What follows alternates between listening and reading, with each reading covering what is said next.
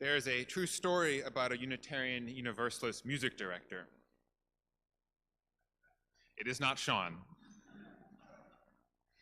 He had served his congregation for many years and generally loved his work. He loved the music the congregation created together. He loved the people he got to work with. And generally, they loved him too. He tried his best, he was musically gifted, and he brought an earnest cheerfulness to everything he did. Despite this, though, the music director had been struggling recently. Like here at Fourth Universalist, he brought many different kinds of music. Some weeks they would be jazz, some classical, sometimes pop, some days good old-fashioned church music. You never knew what you were going to get. Recently, though, there was grumbling about the kinds of music the congregation was hearing. There's always some level of grumbling usually, as human beings tend to grumble, whether at church or somewhere else. But it started to get worse. People were saying things like, "You never choose the music I like anymore." And, "Didn't we just sing that?" And then there were comments like, "None of the hymns mentioned God even once. What kind of church is this?" Then on a different Sunday, "We sang God 3 times. I left my old church to get away from that." The music director had been trying so hard to make everyone happy, and he thought that maybe he was just getting a bit complacent. Maybe he was doing too many songs that he just liked, instead of music that was for everyone. Or maybe he was choosing music that he was trained in, instead of pushing himself in new and more challenging directions. So he tried to course correct. He put more time in his music selection. He began visiting music libraries. He did a deep dive into Spotify. He tried to find more music from marginalized artists and communities and ordered a ton of new music for his congregation's music library. As he was doing this, he let his music committee know of all his efforts, and they were encouraging and supportive. But in the wider congregation, nothing seemed to change. The comments just kept coming. In the past, he had always welcomed the chance to have real, significant conversations about the music he loved, but it was starting to drain on him. How could he make everyone happy? At the next music committee meeting, he shared his frustrations and his feelings. They were sympathetic. They too had noticed the increased commentary and criticism. They were especially annoyed the committee noticed about which hymns they were being asked to sing. So they suggested a solution. They would do a survey. Then they would know exactly what everyone would want. They wouldn't have to guess, and they couldn't be criticized for not listening or following the results. The music director agreed to this reluctantly. His experience with surveys, especially anonymous ones, which is what they were suggesting, was that it was easier to lob scathing critiques at someone over the internet or a forum, beyond actually standing behind them. But seeing little other options, he set to work putting one together. He tried to ask about everything he could think of. What kind of music genres people liked, the kind of emotions they wanted to feel, inspiring or meditative, calming or ecstatic. Perhaps most importantly, he asked the congregation to rank the kinds of hymns they liked, the kind of hymns they wanted to sing. He asked them to rank their top favorite hymns, 1 to 5, and their least favorite hymns, also 1 to 5. Since it was the singing that was generating the most turmoil in the congregation, he hoped that this question, out of all the others, would bring some clarity and make people happy. Finally, after all the surveys had been submitted, the music director began going over what people had answered. Some of these answers were surprising. Younger members, for example, liked organ music more than he thought they would. But some of those same members also resented that music from the 1960s was considered contemporary. It is true. As he was reading, he eventually got to the part about the hymns. He was excited to finally hear what people thought so he could make them happy. He turned the page of the survey and had to look twice. There were two lists, the favorite hymns and the least favorite hymns. And the music director stared at those two lists, and he thought there must be a mistake, because those lists were exactly the same. The congregation's favorite, most cherished hymns, the ones that people looked forward to singing each and every week, that they found themselves humming happily along as they went about their day. Those were also the hymns that an equal number of people dreaded and despised and were so sick of, they'd be happy to never hear them again. The music director couldn't believe it. He checked the data again, he counted up the tallies, but it was true. He was stuck. No matter what he chose, no matter what he played, some people would be happy with him and others would be upset. There was no song that every one person loved, no one song he could just avoid forever. Now, I am grateful that here at Fourth Universalist, and Sean, correct me if I'm wrong, we do not have a steady stream of discontent about the songs that we choose. I would like to believe that we are intentional about making our services accessible and open to as many people and perspectives as we can, without sacrificing who we are and what we believe. Still, though, the bind that music director found himself in is a real one. It is an actual true story of what happened in a Unitarian Universalist community, with a few embellished narrative details. It is a fundamentally Unitarian Universalist story, too. It reminds me of an old Unitarian Universalist joke that speaks to our unique nature as a faith tradition, and I think something that our music director friend would have resonated with. Why, the joke goes, are Unitarian Universalists such bad singers? Has anyone heard this before? A few hands. It's because they're always reading a line ahead to see if they agree with whatever's coming up.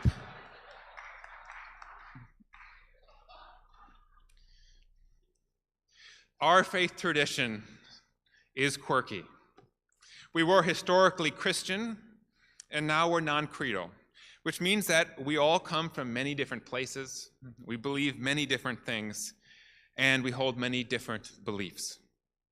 Unitarian Universalists can be Jewish UUs and atheist UUs, and there are UUs who don't know what they believe or even why they come here, except that they feel better from having been here on Sundays. This diversity is wonderful and rich, but it is also challenging, because it means we all have very different ideas of what we want and like, and what religion means for us. We have different ideas of worship and spiritual experience and community. There is a unique difficulty in trying to coexist together, all of us, all under one roof. We can struggle trying to have so many different spiritual needs met, just like the music director found.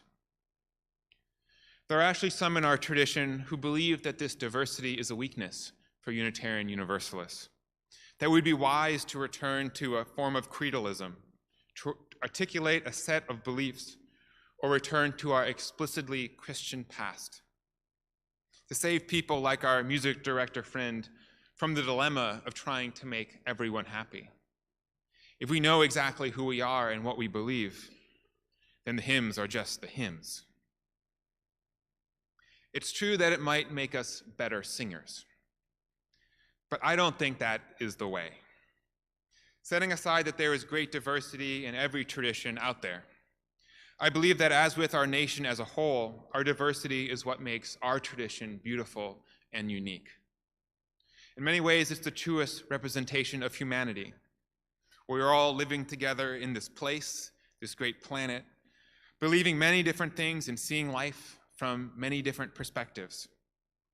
We can't wish it away just because it makes our lives harder.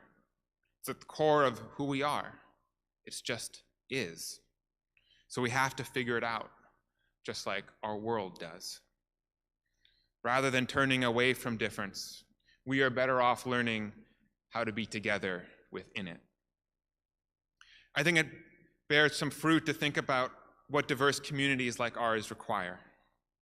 For them to work, we need to know one important thing, that despite all of our uniqueness and individuality, this community does not exist for us alone.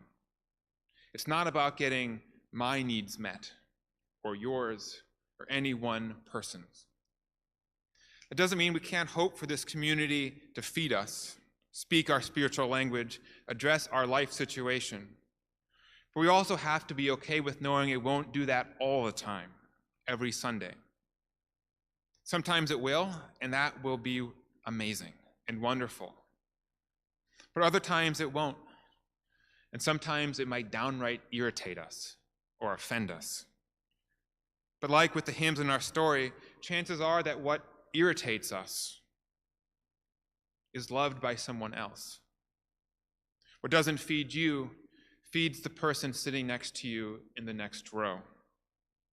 That's true of the music we sing, the prayers we say, the way this building is, even the sermons, mine and others.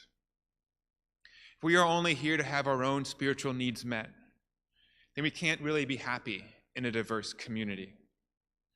Diversity requires that we care more about others we don't understand, because we know that there are many ways of being good and true and whole. The heart and soul of what Unitarian Universalist communities are is learning to celebrate first and foremost the joy and love that other people feel, not just ourselves. It's to delight in knowing other people are finding happiness and connection, even when we ourselves are not feeling it. That's a beautiful, sacred feeling. Carl Rogers, a famed psychologist, talks about holding what he called unconditional positive regard for those around us. It's a generosity of spirit grounded in our first Unitarian Universalist principle, the inherent worth and dignity of every person. That's the kind of community that transforms lives. When no one is forgotten or left behind, when no one is looked past or told to change the core of who they are just to feel special or included. It is compassion and connection and warmth. It's us orienting outwards and not inwards. This way of being a community will just become more and more important as we continue to grow. It's so easy to say that we welcome everyone into our doors and that we want to be more diverse. It's a lot harder to let go of the songs that we love or the kinds of worship that we like. Growth and diversity are not just things we say, but things that ask us to change in real significant ways. I've known many churches who want to become more racially diverse, for example. But when asked to have gospel music in the service, people start getting uncomfortable. That's not what we do here. Like us for who we are already. Honoring diversity, theologically or otherwise, can't happen on our terms alone. It can only be real when we're willing to make room for others who aren't like us, who we might not understand, and let go of our own desires for ourselves and what we want. We can start this by just noticing our feelings. Well, the next time something bothers us or we feel dissatisfied, maybe it's a song, maybe God was said too many times or too few. or something just hits us in a way that makes us feel uneasy. Instead of sinking into those feelings, turn them around. Consider that for someone here in this room, maybe that was exactly what they needed today. Maybe that felt like coming home for them. Maybe that was the moment when our beautiful diversity came to life. And then as you consider that, let your heart fill up with joy and gratitude, because that is what we are here for. That is a beautiful thing.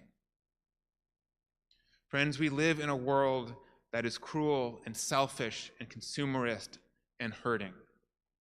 We don't need to make it harder for anyone or ourselves. We can be a place that is different.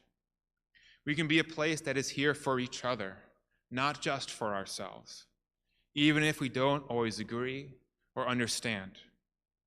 We can put our own needs down to celebrate someone else's.